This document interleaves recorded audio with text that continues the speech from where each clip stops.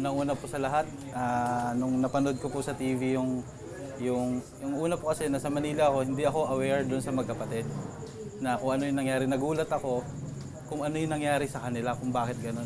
Then lagi ko nasubaybayan sa TV kung ano nangyayari.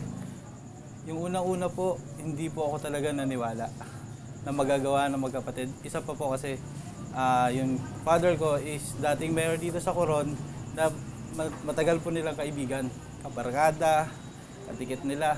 Kaya hindi po ako naniniwala na magagawa ng magkapatid. Kasi si Kuya Marjo, ang pagkakakilala ko sa kanya, lalo na kay Mayor Marjo, takot po eh. Hindi nanununtok ng tao, ng kaibigan, o kung sino man naging kaaway. Kaya niyang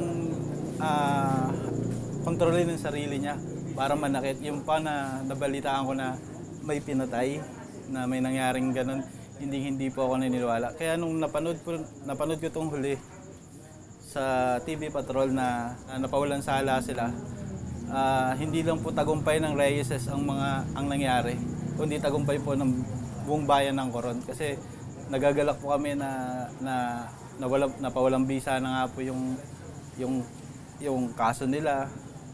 Tapos ito pa nga na hinihiling na lang nila na matanggal yung warrant of arrest. Yun lang po ang hinihiling namin na dito mga taga Coron, sa bayan ng Coron, na sana po ma-lift na ang warrant of arrest para makasama naman po namin siya.